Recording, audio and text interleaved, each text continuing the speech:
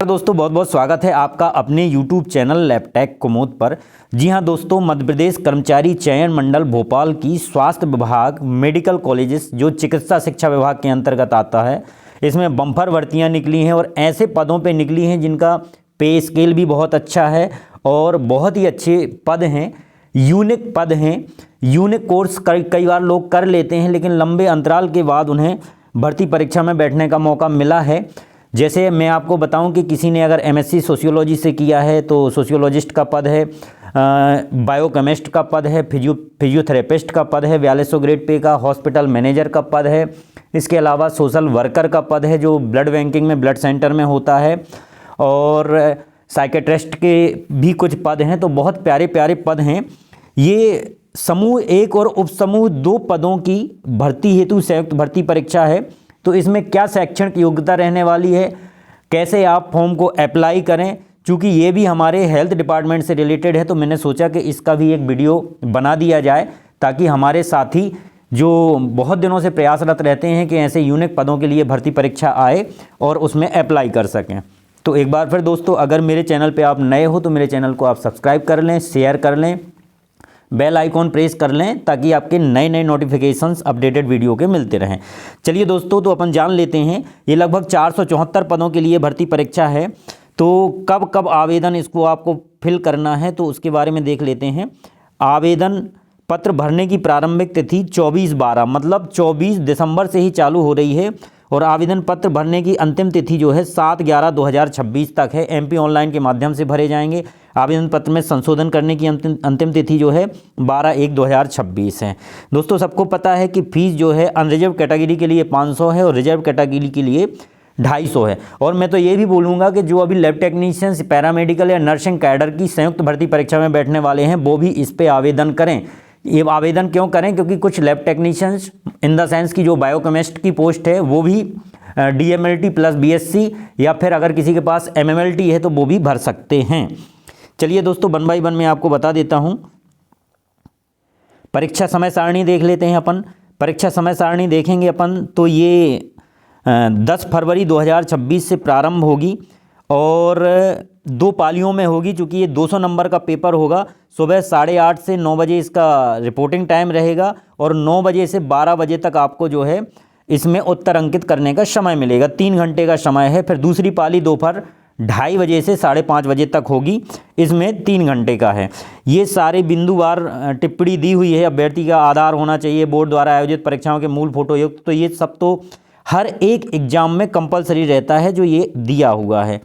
अब मैं आपको महत्वपूर्ण पॉइंट पढ़ के बता देता हूँ कि कहाँ कितने पद रिक्त हैं, कौन कौन से हैं, क्या क्या आपको एसेंशियल क्वालिफिकेशन चाहिए, कितना ग्रेड पे रहने वाला है और कौन कौन से लोग अप्लाई कर सकते हैं। यहाँ अगर आप देखेंगे मध्य प्रदेश कर्मचारी चयन मंडल भोपाल में इन्होंने समूह 1 समूह 2 का आयोजन के नियम तथा निर्देश दे दिए हैं।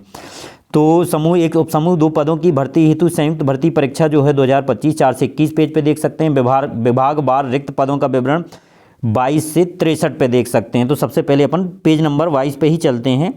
कितने पद कहाँ रिक्त हैं देखते हैं। विभागवार रिक्त पदों का विवरण है। नंद कुमार सिंह चौहान शासकीय चिकित्सा महाविद्यालय, ये जो है ये आप देखोगे तो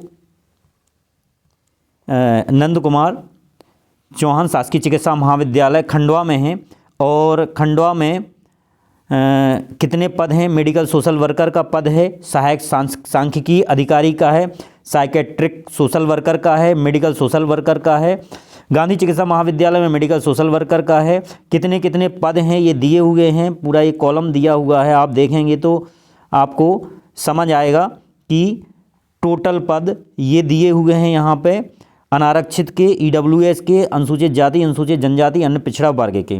तो आप इसको रीड कर सकते हैं कि कितने पद कहाँ पे रिक्त हैं। फिर अधिष्ठाता अटल बिहारी वाजपेयी शासकीय चिकित्सा महाविद्यालय विदिशा, जहाँ पे मैं पोस्टेड हूँ। तो यहाँ पे अगर हम देखते हैं तो मेडिकल सोशल वर्कर का 1 पद है, टोटल 2 पद हैं। सहायक सांख्यिकी अधिकारी, साइकेट्रिक सोशल वर्कर का, क्लिनिकल साइकोलॉजिस्ट का और सहायक अस्पताल हॉस्पिटल जो मैनेजर होता है, मैनेजमेंट देखता है, उसके भी पद रिक्त हैं। तो ये आप देखेंगे तो 3 2 2 1 मतलब पद कम हैं लेकिन पद बहुत महत्वपूर्ण है, क्योंकि ये इनका जो ग्रेड पे है, पे स्केल है, बहुत अच्छा है। श्याम साहा चिकित्सा महाविद्यालय में अपन जिक्र कर लेते हैं कितने पद रिक्त हैं।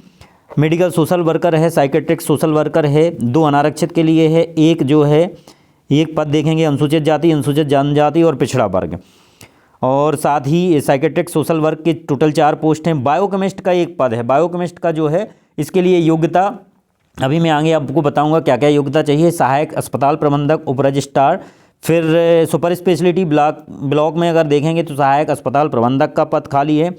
मेडिकल सोशल वर्कर, सहायक सांख्यिकी अधिकारी, साइकेट्रिक सोशल वर्कर, सहायक सांख्यिकी अधिकारी, मतलब ये आप रीड कर सकते हैं। विभिन्न प्रकार के जो मेडिकल कॉलेजेस हैं वहाँ पे ये पद दिए गए हैं, तो ये आप 1 बाय 1 रीड कर सकते हैं। और संचालय लोक स्वास्थ्य एवं चिकित्सा शिक्षा विभाग के अंतर्गत शासकीय चिकित्सा महाविद्यालय सतना में क्लिनिकल साइकोलॉजिस्ट, फिजियोथेरेपिस्ट, सहायक सांख्यिकी अधिकारी। शिवनी में क्लिनिकल साइकोलॉजिस्ट, फिजियोथेरेपिस्ट, सहायक सांख्यिकी अधिकारी, क्लिनिकल साइकोलॉजिस्ट, फिजियोथेरेपिस्ट। ऐसे ही नीमच जो सरकारी मेडिकल कॉलेज है उसमें भी ये विभिन्न प्रकार के पद दिए हुए हैं। तो अब मैं आपको बताता हूँ योग्यता क्या क्या चाहिए। श्याम साहा चिकित्सा महाविद्यालय रीवा मध्य प्रदेश का देख लेते हैं। इसमें मेडिकल सोशल वर्कर के 6 पद हैं और जो ग्रेड पे है वो 3200 है। 3200 से 1,36,00 लेवल 8 है। इसकी जो शैक्षणिक योग्यता है वो दोस्तों शैक्षणिक योग्यता मान्यता प्राप्त विश्वविद्यालय से समाज शास्त्र या मेडिकल सोशल वर्कर में स्नातकोत्तर उपाधि अथवा MSW होना आवश्यक है। ठीक है, अब नेक्स्ट देखते हैं।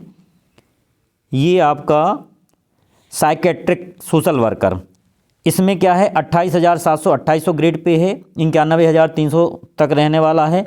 इसमें आप योग्यता अगर देखेंगे तो इसमें शैक्षणिक योग्यता आपको मान्यता प्राप्त विश्वविद्यालय से मनोविज्ञान विषय में कम से कम 2य श्रेणी में स्नातकोत्तर। तो मैंने आपको बोला है MSc जो है साइकोलॉजी में होना चाहिए। अब नेक्स्ट पद देख लेते हैं। ये पद है बायोकेमिस्ट का।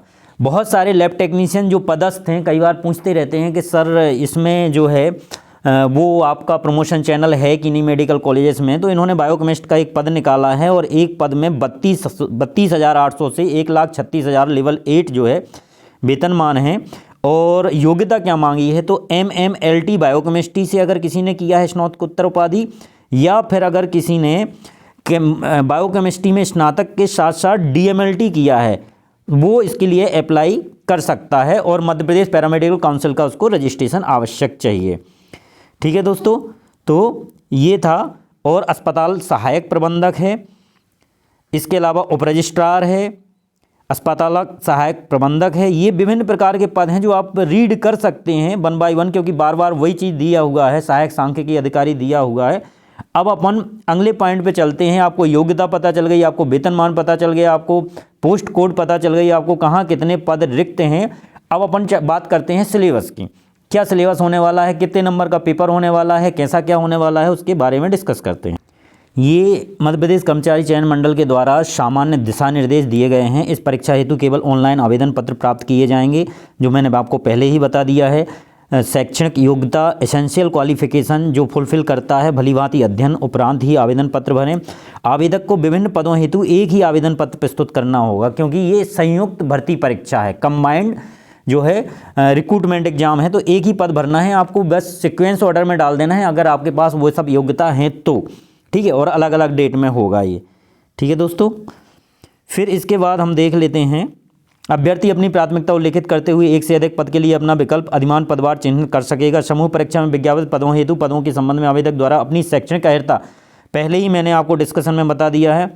आवेदक के पास न्यूनतम शैक्षणिक अर्हताएं आवेदन पत्र भरने की तिथि को, देखो ये हाईलाइट कर रखा है कि ये आवेदन पत्र भरने की तिथि के पहले होना चाहिए। ये तो वो हर एक में लिखता है, लेकिन बाद में वो कंसीडर कर लेता है। किसी का रजिस्ट्रेशन नहीं है, किसी का कुछ नहीं है, बाद में अगर करवा लिया, डिग्री डिप्लोमा नहीं है, आ जाता है, वो सब कंसीडर कर लेते हैं।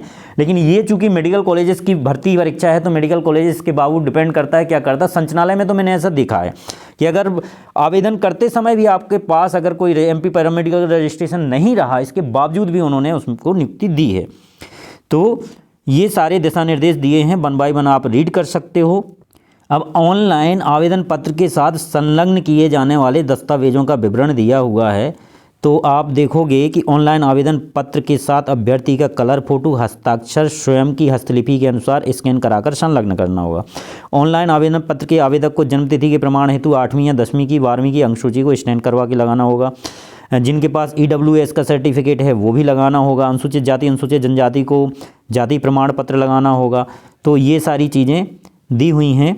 दिव्यांग अभ्यर्थियों के लिए दिव्यांग प्रमाण पत्र EWS का मैंने पहले ही बता दिया। संविदा कर्मचारियों के लिए स्पेशली इसमें भी संविदा का रिजर्वेशन है।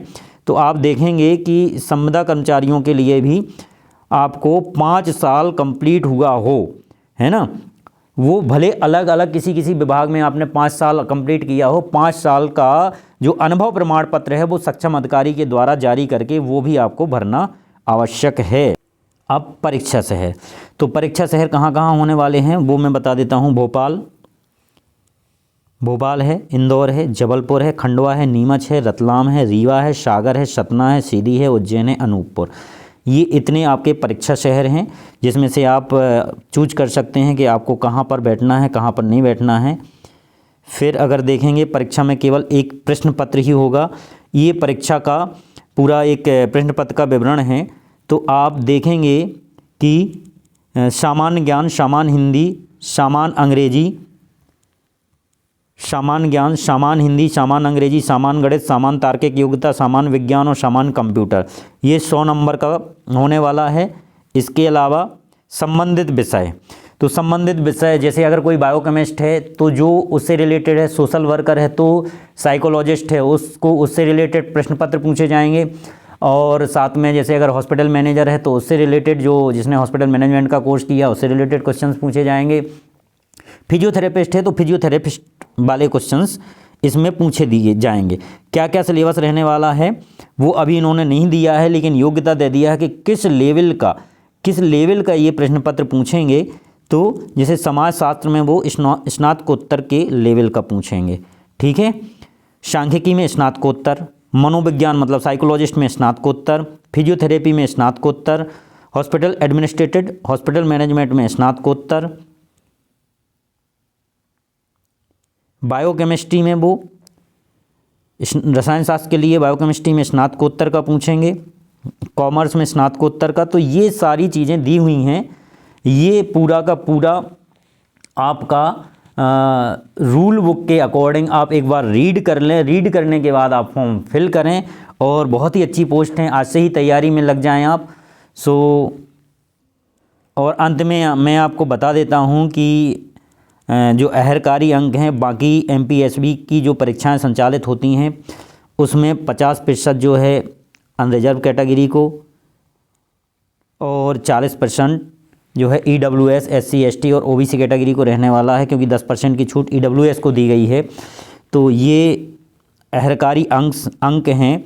और एक चीज़ और मैं आपको बता दूं कि इसमें उन्होंने तृतीय श्रेणी के लिए समूह 1 उपसमूह 2 पदों की भर्ती हेतु संयुक्त भर्ती परीक्षा रखा है। ये सारे पद तृतीय श्रेणी के हैं। इसमें उन्होंने वेतनमान तो दिया है, लेकिन वेतनमान में इन्होंने ये नहीं दिया है कि 70%, 80% और 90% आप पे लागू होगा या नहीं होगा। लेकिन मैं आपको क्लियर बता देता हूं कि 70, 80 और 90% ही लागू होगा, क्योंकि ये जो है ये तृतीय श्रेणी के जो पद हैं वो उसमें ये सारी चीज़ें तृतीय और चतुर्थ श्रेणी के लिए 70% पहले साल, 80% दूसरे साल और 90% तीसरे साल, ये सारी चीज़ें एप्लीकेबल रहती हैं। तो उन्हें अलग से मेंशन करने की ज़रूरत नहीं लगी, इसलिए उन्होंने मेंशन नहीं किया है। ऑनलाइन परीक्षा पद्धति के बारे में मैंने आपको पहले ही बता दिया है कि सामान्य ज्ञान, सामान्य हिंदी, सामान्य अंग्रेजी 100 नंबर, संबंधित विषय 100 नंबर। इसका अभी उन्होंने पूरी तरह से सिलेबस नहीं डाला है कि किस किस में आएगा। हो सकता है कि कोई अपडेटेड आपका एक रूल बुक आए उसमें ऐसा हो। बाकी आपका परीक्षा पैटर्न, परीक्षा का लेवल स्नातक लेवल का रहेगा, 12th लेवल का रहेगा या स्नातकोत्तर का लेवल का रहेगा। तो ज़्यादातर स्नातकोत्तर लेवल का है, वो बता दिया है आपको। आयु सीमा आप सब जानते ही हो कि आयु सीमा जो है 40 वर्ष होती है और विभिन्न प्रकार की जो छूट हैं वो सम्मिलित हैं, और महिला अभ्यर्थियों के लिए 45 वर्ष होती हैं। सो बिल्कुल जाके आप जो है अप्लाई करें इसको और साथ में तैयारी करें। ये हॉस्पिटल से रिलेटेड पोस्ट हैं। ऐसे ही लेटेस्ट और न्यू अपडेटेड वीडियो देखने के लिए मेरे चैनल को आप ज़्यादा से ज़्यादा शेयर करें और सब्सक्राइब करें, अपने दोस्तों के साथ शेयर करें। Thank you friends.